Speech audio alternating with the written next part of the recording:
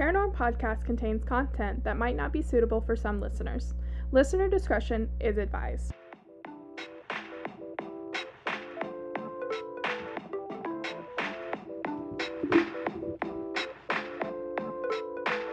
This is Paranormal Podcast.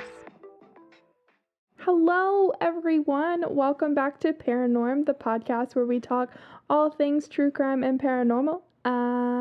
Emily? Are you sure? I'm not positive about it. So there is that. Well, I'm Sierra, so... I'm glad one of us is positive about who we are at this moment.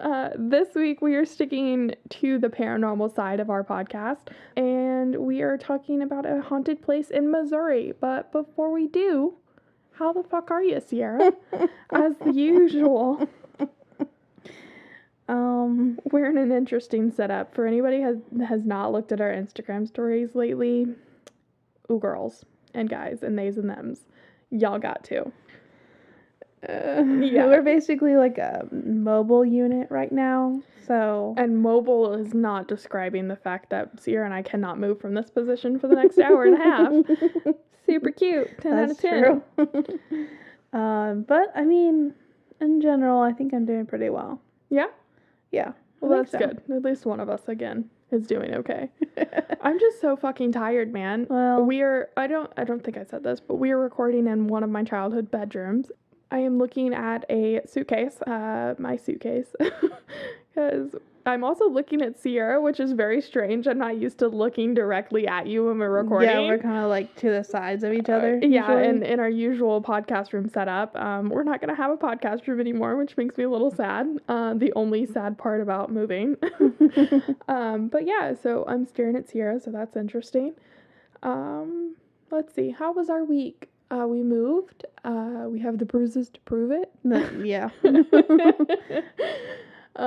Emmett's fish tank it's 55 gallons. Mm-hmm. It was very fucking heavy, y'all. Yeah. Like, y'all have no idea. It was so fucking heavy.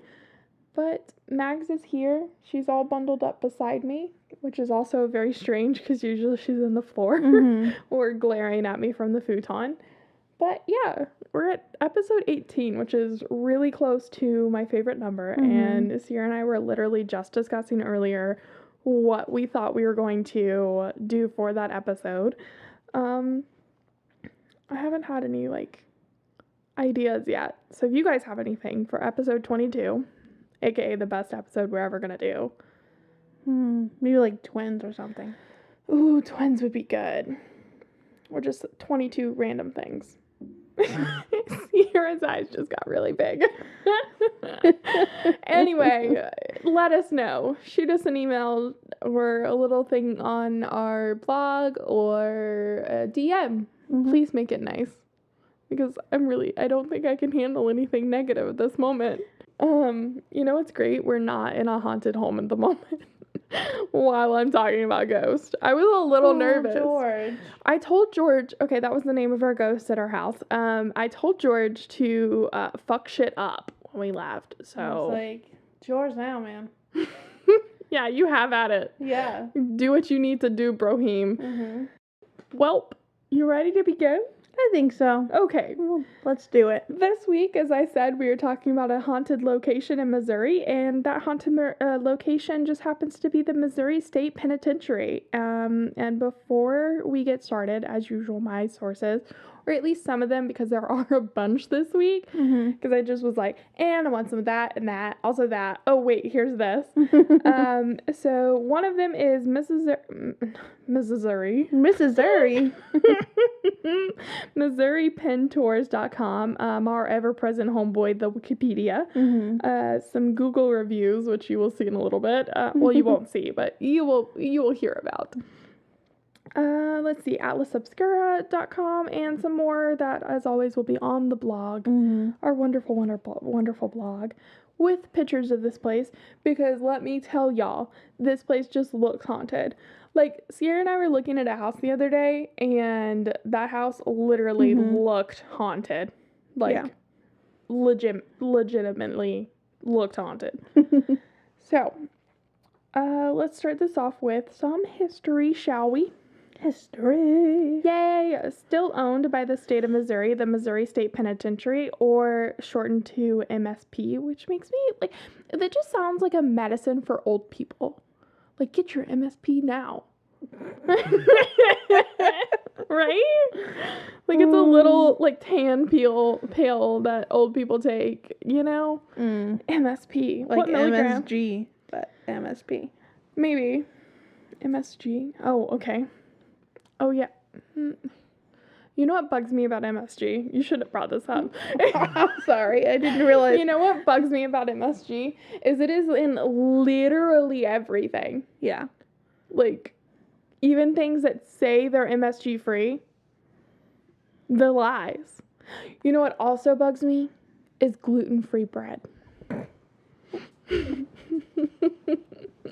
It does. It bugs me so much. Like, what is the point of you?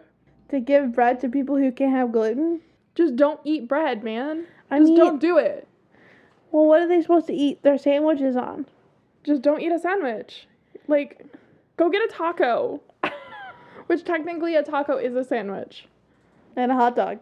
And a hot dog. But they can't have bread because buns have gluten.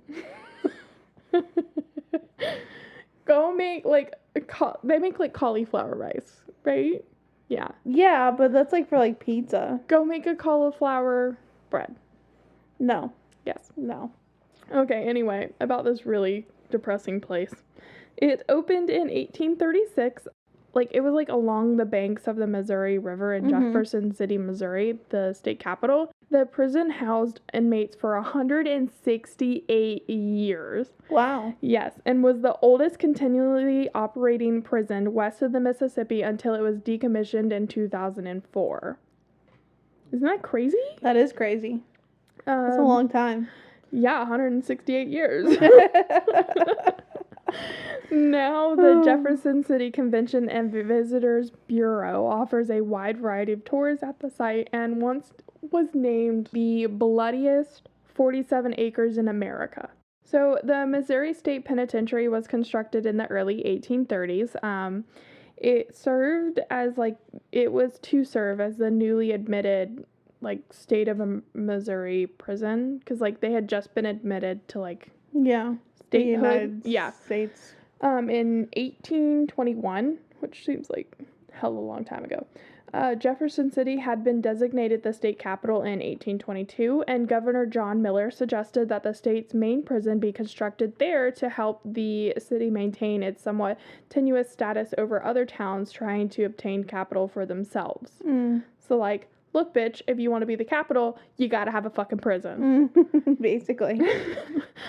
James Danuka, a master stones mason who built the first ever Capitol building in Jefferson City in 1826, was appointed to oversee construction of the new prison, and $25,000 was allotted for, expenses and all that jazz. Yeah. The facility opened for business in March 1836, which coincidentally was the same month as the fall of the Alamo. Oh. In Texas. Yeah. Prisoners were employed during the 1830s into making bricks, and the initial prison population consisted of 1 guard, 1 warden, 15 prisoners, and a foreman for the brick making operation with an assistant. Okay. 11 of the 15 prisoners were from St. Louis and were all incarcerated for larceny except for 1 who was imprisoned for stabbing a man during a drunken brawl. Wow. Right? So, manslaughter or? It doesn't say. I don't know if he died. Oh, okay. You just know that he stabbed the other person. Yeah, it might have just been assault. In 1868, a hall, which was known as A Hall, also known as the Housing Unit A and Housing Unit 4, was finished. The building was constructed of stone quarried? On site and built by mainly inmates, which, cool little fact that I learned is, they would send, inmates, they would give them 2 days to work in one particular area, and then they would move them to a different area so nobody knew, exactly, how everything was laid out and everything. Yeah. So, they couldn't be maybe I can, move a couple bricks Mm-hmm. and do it that way and get out later. Yeah. Warden Horace Swift, no relation to the Taylor Swift, I believe. Because if so, I'd feel very bad for her. Was the architect of the structure. It is still standing today. Mm-hmm. It was built in 1868, and it's still standing today. It's one of the longest standing prisons in the United States. Gotcha. And housed inmates until the day the prison was closed. Oh, okay. Isn't that wild? Like, that part of the prison, like the oldest part. Oh, okay, gotcha. Okay, so we're going to talk about some more notorious of the inmates. Okay. Just to let you guys know, like, what kind of vibes were running wild in this place.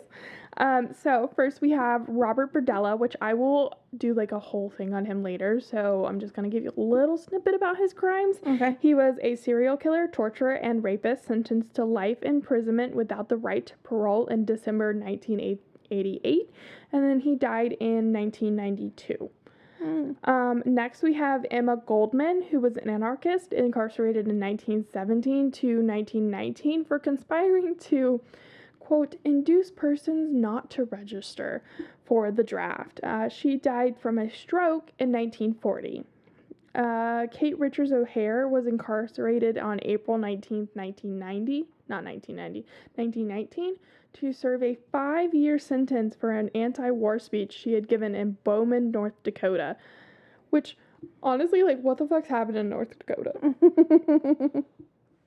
Like, why would she be sent all the way down there? That's a good question. Maybe that's where they found her. Yeah, it could be. But don't you get tried in where you... Well, if it's a federal crime, yeah, you can be sent to any federal prisons. Okay. Maybe they didn't have a federal prison in North Dakota at the time. Did you about to say North Carolina? I don't know. Oh, man. Okay, so Kate O'Hare's prison sentence was commuted by President Woodrow Wilson in 1920. Later, she was given a full pardon by President Calvin Coolidge, and she died in her home in 1948. Oh, well, That's something. Okay, now here's one of my favorite criminals. Charles Arthur Floyd, also known as Pretty Boy Floyd, was incarcerated on December 18th, 1925 for robbery. He was a part of the Bonnie and Clyde gang. Oh, okay, gotcha. He died after being shot by police in 1934. Charles Sonny Lyston, a boxer incarcerated in 1950 for a number of charges, including armed robbery. He learned to box in prison and was paroled in 1953. He died under strange circumstances in 1970. He is also on my list because, like, strange does not do it justice. Wow, okay. Yes. Next we have Carl's Austin Hall and Bonnie Heady, the duo who abducted and brutally murdered a boy named Bobby Greenlease. A week later, they were arrested, tried, and sentenced to death. They were both incarcerated there until their execution by gas chamber in 1953. Next we have Mr. Piece of Trash, James Earl Ray, the assassin who killed Martin Luther King Jr., the assassin who killed Martin Luther King Jr. Ray was admitted to the penitentiary. Oh, God. Ray was admitted. There we go. To the penitentiary. To the jail. To the prison. Ray was admitted to the prison on March 17th, 1960. On April 23rd, 1967, he escaped from the penitentiary in a bread box that was supposed to contain loaves of bread that were being transported from MSP to the Rennes prisons, like from prison A to prison B. Oh, okay, gotcha. Somewhere during the trip, Ray escaped. Ray was later convicted for the assassination in 1968 and then died of hepatitis C in 1998. So, He lived a while. So... Which, in the confines of this not-so-great prison, doesn't bother me that much.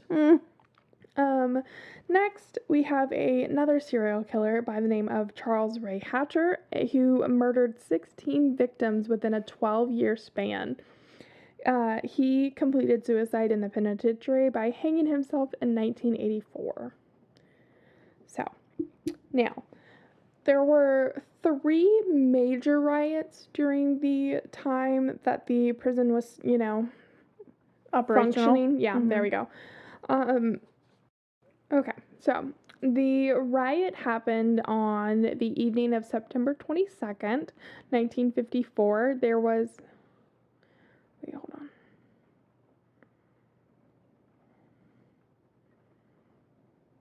No, that wasn't the right one. It's getting louder now.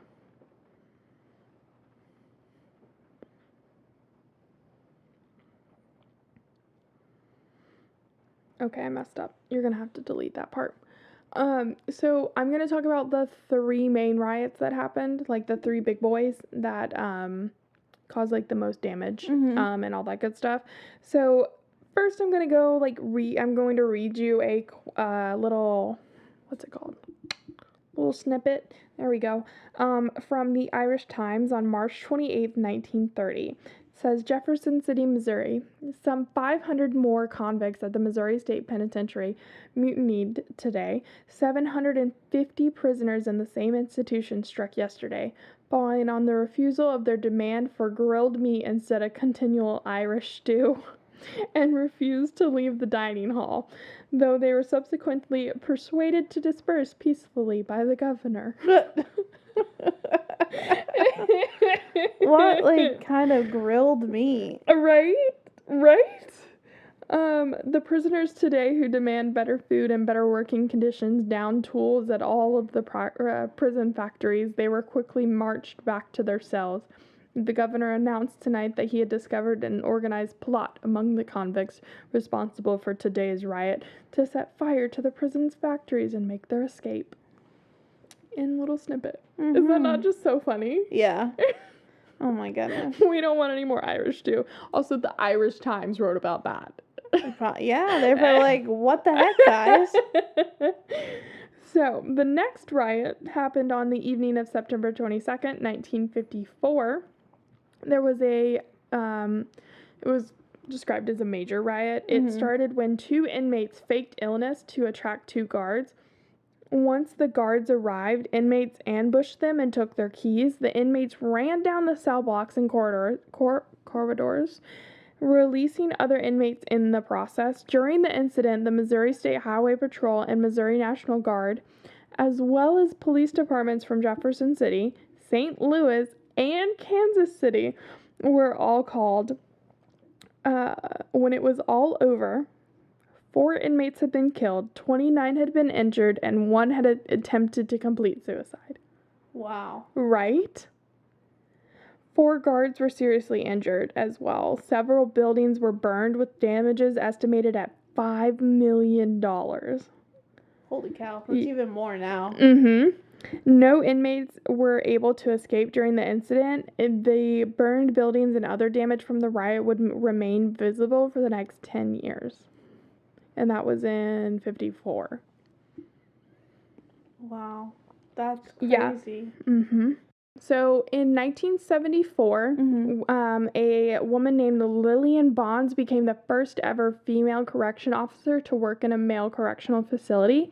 This is also the year that the official job classification for custody staff was changed from guard to correctional officer, but I don't know why. It did not go further.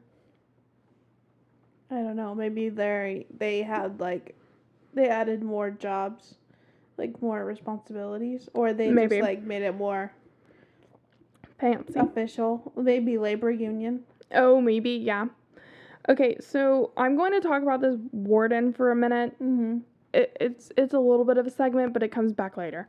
So, Warden Donald D.W. Wyrick was the youngest, longest tenured, and last official warden of the Missouri State Penitentiary. he worked his way up the ranks. Mm-hmm. In less than 15 years, after beginning as a guard, he became warden of the Missouri State Penitentiary during the most turbulent time in history. Warden Wyrick was credited on many occasions for keeping the old penitentiary under control when events brought the penitentiary to a boiling point, because, racial tensions and all that. His extensive knowledge of prisons and extraordinary ability to communicate with convicts led to the capture of escaped convicts, contraband weapons being found, and prevented escapes. Also, how many escapes are happening, and how many do you have to prevent? Like, how insecure is this place? Is what I need to know. Yeah, but what does prevent really, what does that even encompass? People are partially out the door and you're like, you get them, or like they're like running and you send the dogs after them, Yeah. So I mentioned how they had like a gas chamber. Mm-hmm. On January 6, 1989, inmate George Tiny Mercer was executed. It was the last execution to take place at Missouri State Penitentiary and the first execution by means of lethal injection. That execution took place in the facility's disused gas chamber. And you know how, like, I'm convinced that, like, ghosts are, like, drawn to areas where, like, the energy is, like, just super fucking dark. Yeah. And, like, a place where, like, people were executed is going to have, like, a really strong energy. And you're also going to have, like, that, like, memory play where, like, they go through their last minutes or, like, their day-to-day minutes. Yeah. So, can't see why the gas chamber wouldn't be there,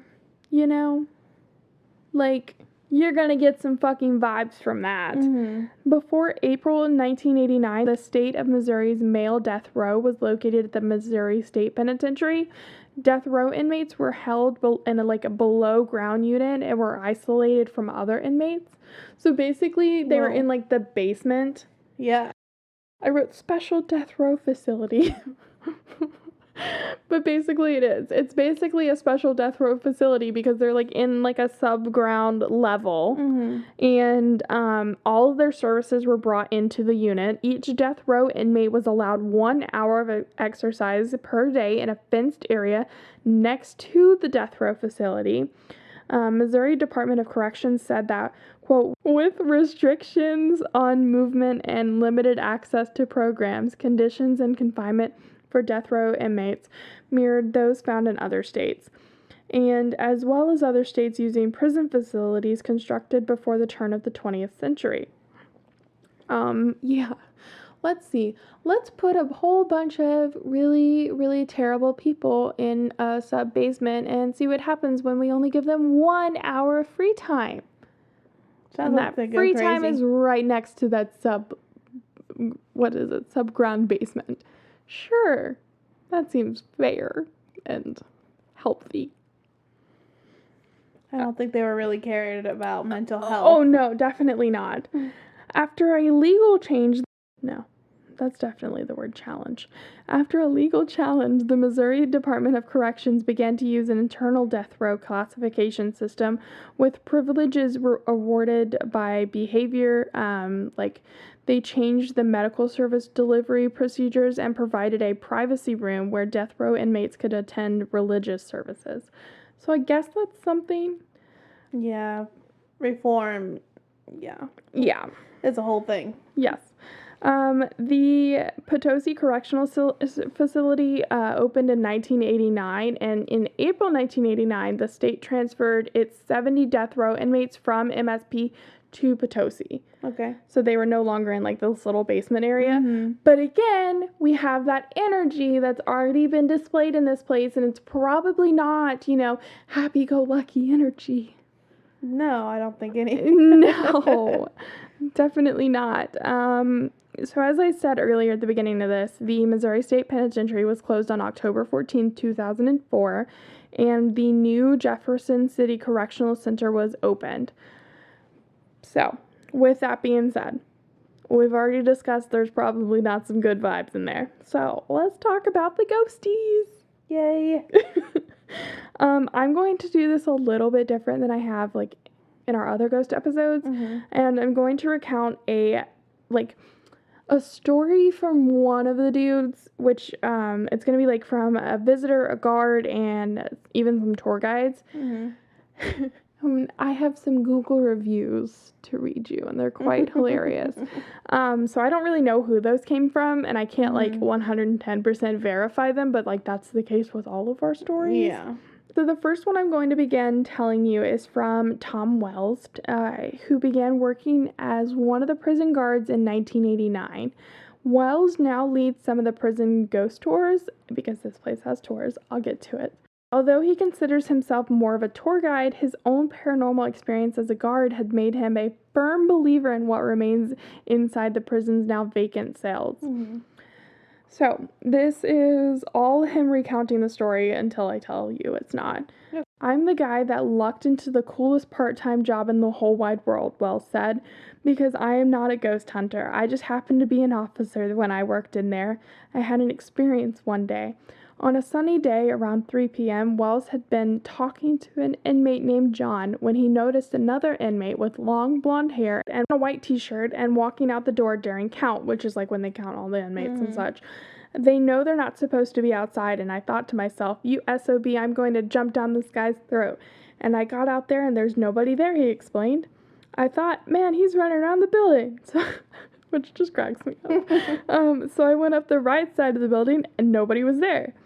And at the big gate, the big gate is there, and it's all locked, and I was like, I've seen this guy. So I ran to the left side, and there's the tower right there.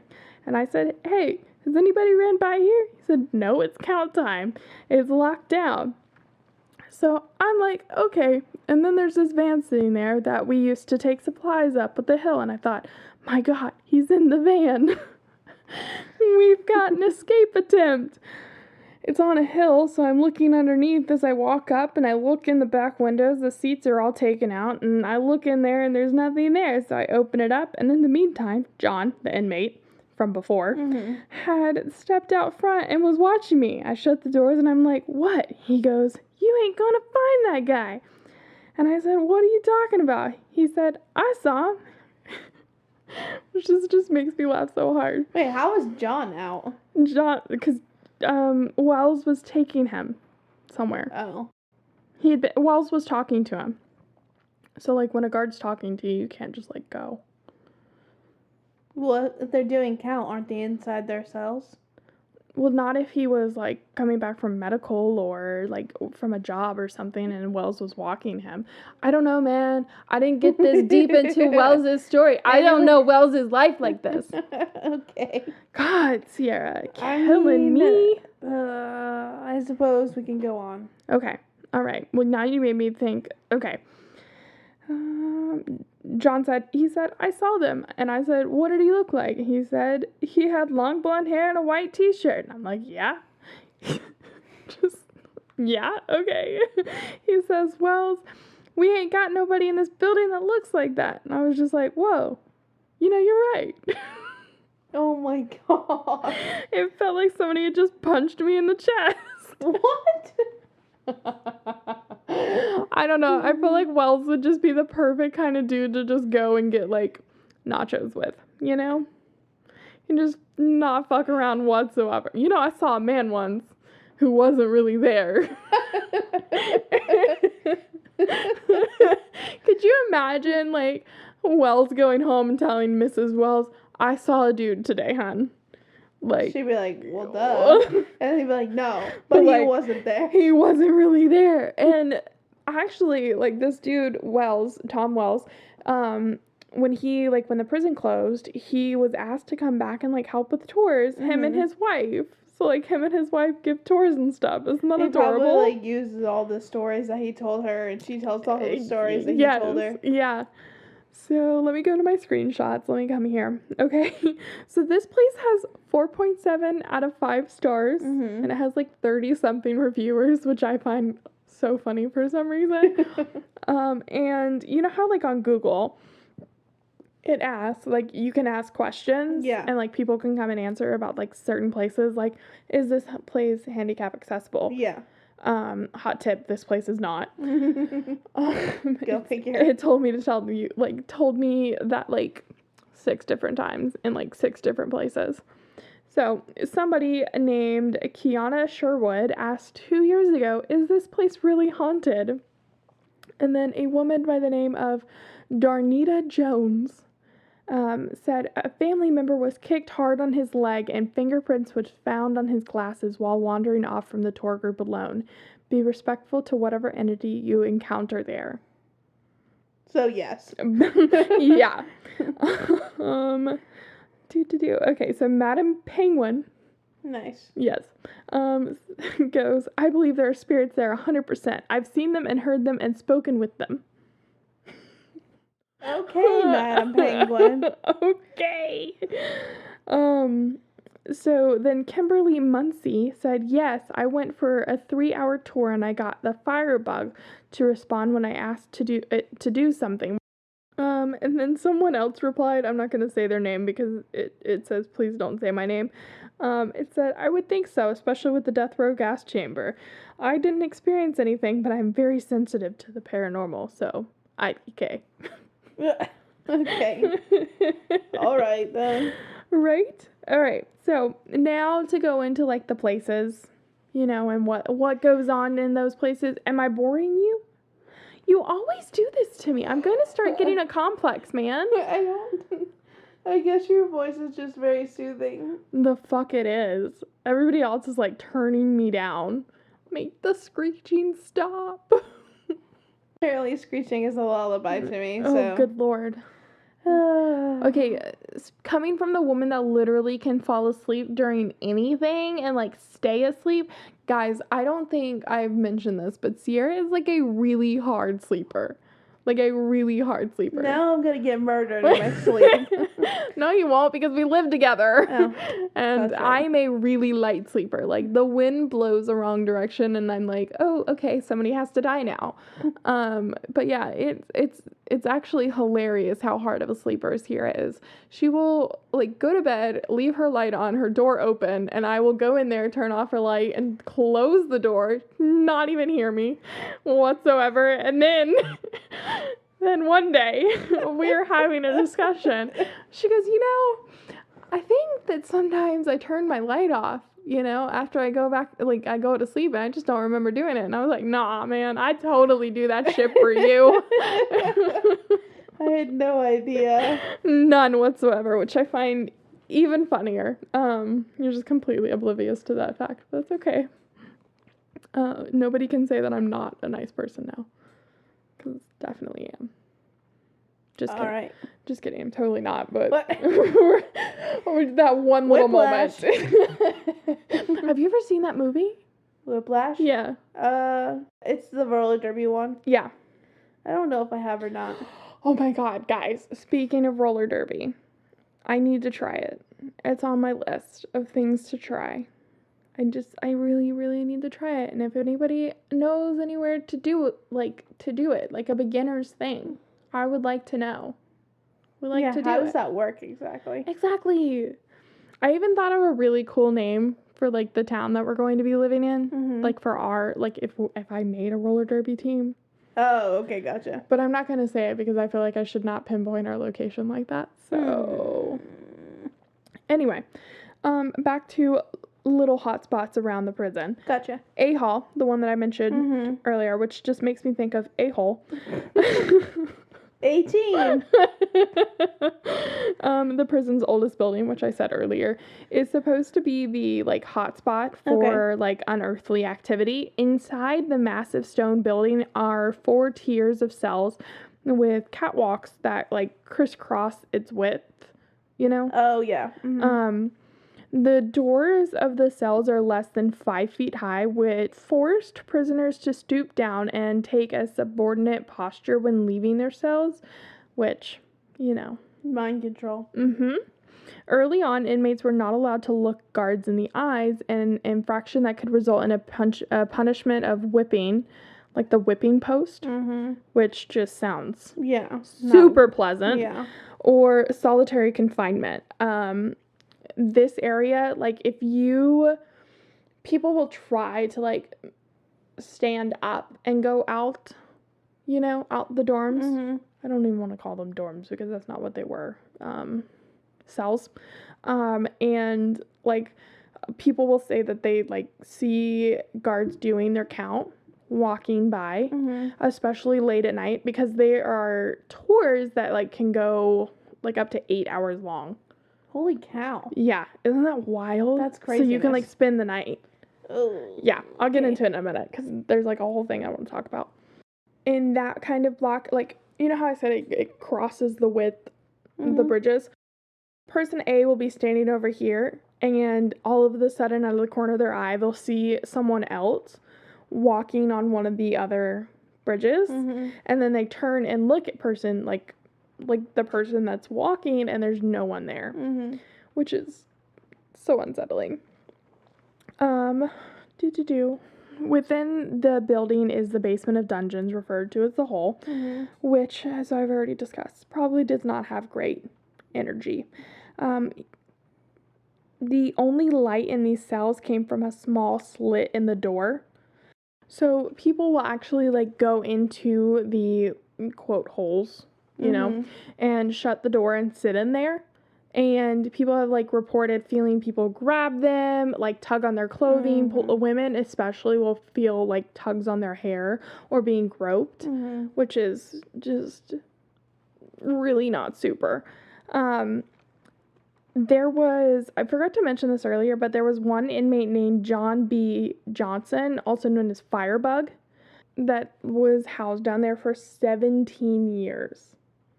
Yeah. And, he was moved to the basement after setting a fire that destroyed more than $500,000 of property and deaths to, like, several inmates. Whoa. Yeah. Amazingly, he didn't go mad, and upon his release, he wrote a book called Buried Alive for 18 years in the Missouri State Penitentiary. Anyway, so they will, like, get this really hot heat sensation in the cell that he was housed in, which I don't love. I'm okay with, like, the cold sensation, you know, that, like, is stereotypical for, you know, because drastic temperature changes are something that goes along with, like, entities entering the room. Right. But I don't love the fact that it gets hot, because that just, like, no.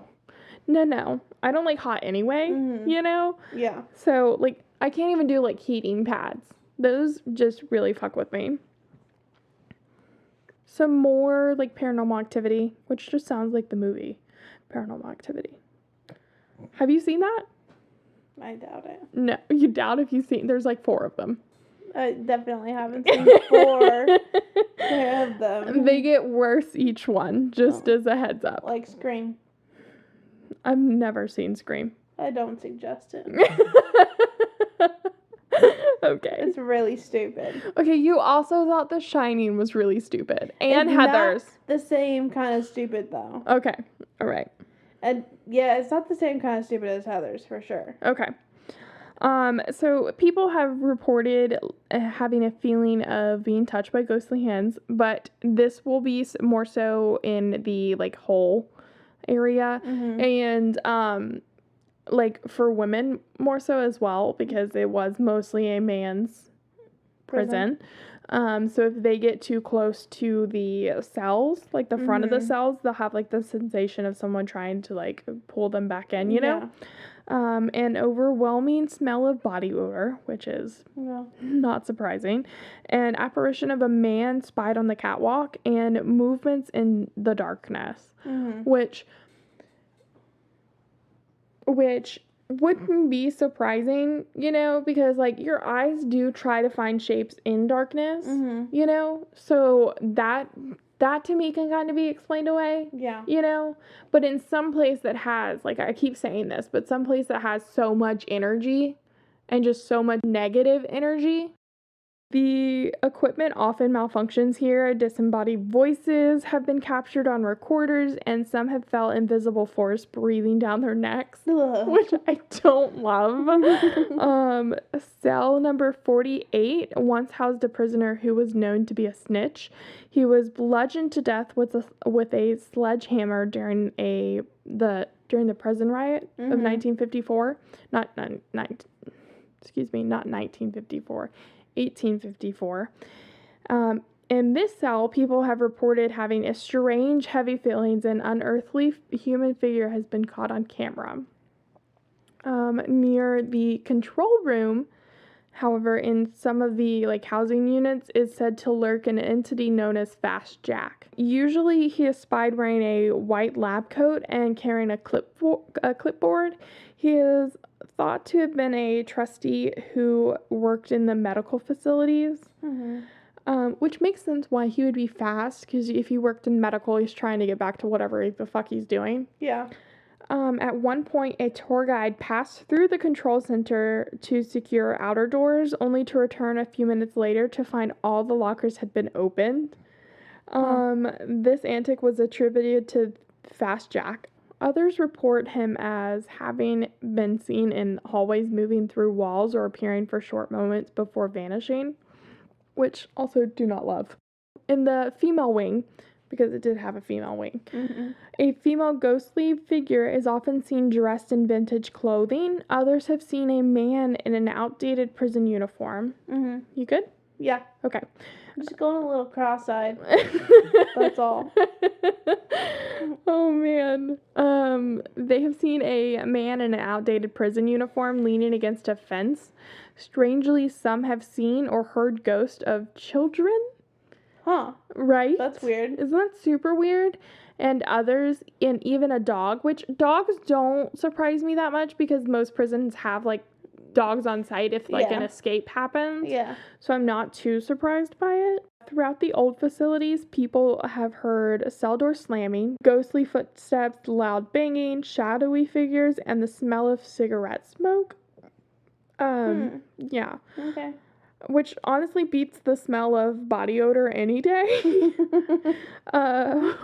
Objects being mysteriously moved around and fast-moving entities, also known as Fast Jack. Now, near the warden's quarters, / the warden's office, the Wyrick warden, his imprint can also be seen. They think that he's still kind of keeping the eye on the place, you know? Which is kind of adorable. But let's see. They also report having a sense of dread and sense of sorrow and a feeling of being watched as soon as they enter the building. Again, makes sense because it's a prison, so it's not a happy place. Yeah. The feeling of being watched, again, it's a prison. Yeah. You are literally being watched. You are literally being watched all the time. So, I know I'd said something about the tours earlier. They have 2 different types of tours, I believe, or what I could tell from their website. One of them is the 3-hour tour. I think it was $12. And then one of them is the 8-hour tour. I don't know if they're still doing the 8-hour tour because of COVID. Right. Now, this is what it says on the website. No children under 10 are permitted due to the nature of the subject of the matter. Photographs are allowed, but video recordings are not. No smoking or food is allowed. Tours are not wheelchair accessible simply due to the age of the buildings. And all attendees must sign a waiver including liability, including a guardian's signature for visitors under 18. It is also cautioned with those of asthma, heart conditions, prone to seizure, or with mobility limitations should not take the tour. Wow. Right? And they will automatically turn anyone away on crutches or in a cast of any sort.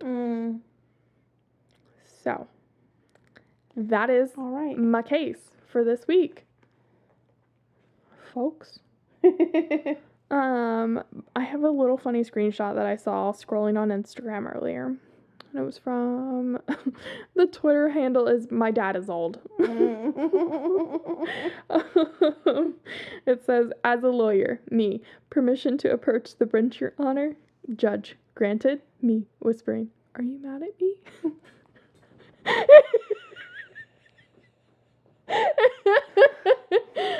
Oh man, I don't know why, but I found that just so funny.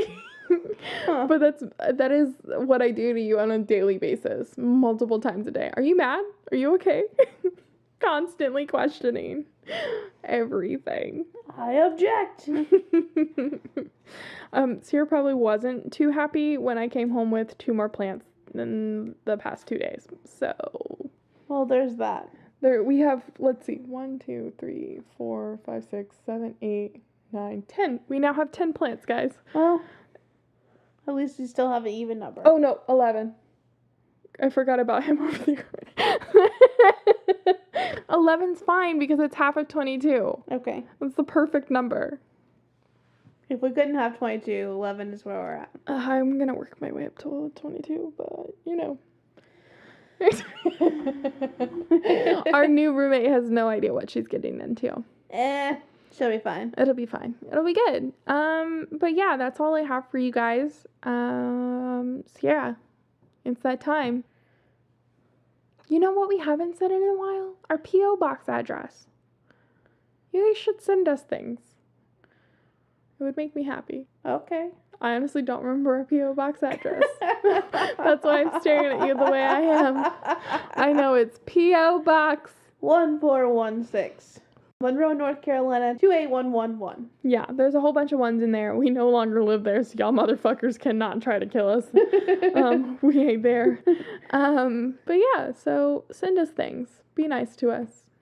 We like getting things in our box. I just fucking love mail, guys. Like, you have no idea. I love getting mail. And you know who doesn't get any mail?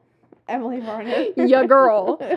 Sierra gets all the mail, all of it. I don't know who the fuck she pissed off in the charity circle, but I have never in my entire life seen so many "please give us money" envelopes for a person.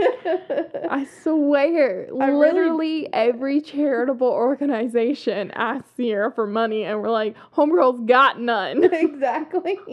What? Like, I don't even, like, how did it even get started? Like, seriously. Really, though, I don't understand. Every time I get the mail, there's at least one thing. At least one? There's at least two every single time, and one of them has a nickel in it almost every time. Or what's the other one? Letter things. Yeah, the return labels. Oh my god, guys, you have no idea how many return labels we have with the wrong fucking address on them now. It's a problem, okay? Like, I had so many, like, before I moved down here to North Carolina, I had so many. And I was like, what am I supposed to do with these? Like, save your money. Like, seriously. Yeah, seriously. Like, we do have a lot of notepads, though, which come in handy because I love to make lists. Yeah. I don't understand why. I just really love lists. But yeah, okay. Plug all the normal things. All the normal things. Okay. Facebook and Instagram, Paranorm Podcast. We post pictures about all of our cases. Emily will post funny memes, whatever I'm feeling that day. Relevant things. Related to the paranormal, true crime world on there. Or related to the day-to-day of our dreary lives. Is that true? But I do post, like, what we're doing on our stories and stuff, so if you're not following us already, please be sure to follow us at Paranorm Podcast on both the Instagram and Facebook. And then we have, obviously, we mentioned our blog, where you can find all the sources and then personal resources as well, paranormpodcast.com. And you can see our blog, but you can also send us a message on there. We have like a little contact us part. So you can use the website to contact us, or you can contact us at paranormpodcast@gmail.com. And our P.O. Box address is also on there. Just find us, paranormpodcast.com. Yeah, just like fucking Google us, man. Make my day, okay? Like, bring up our search engine. Guys, you know what made my day the other day? We got a listener in Australia. And I was like, what? And then we had one in Singapore. I was also like, what? But yeah, what is the best way that you guys can support us, you ask? Tell them what it is, Sierra. They can share. That's what I was going to say. The look of just, like, disapproval I just got from Sierra, guys. Don't make me throw something at you. Let your friends know. As Emily would say, let the people on the street know. Yeah, do it. I've totally done that before, too. You know what we saw the other day? at the TJ Maxx. What? Chloe and I were there, and they had this microphone that you plug into the aux cord of your car. You know, the one I was telling you about. And you talk into it, and it comes out your stereo. And you're supposed to do it like karaoke. No. Homegirl would be yelling at people to get out the way. Like, the speed limit is 55, motherfuckers. I don't think we've touched on this, but I have really bad road rage. Like, it's bad. Like, really bad. Really bad road rage. Like, guys. How is it that bad? Don't even, like, drive. No. Do not. Don't do it. But yeah, so I would totally use that to call out at people. Yeah, that's a terrible idea for you. Anyway, we're on Patreon as well, Paranorm Podcast. Basically all of the things of Paranorm Podcast. So give us an email, send us a DM, follow, like, all the wonderful things. Share. Do that. Sharing is caring. Except if it's COVID, then wear your mask, okay, folks? All right. Goodbye. Bye.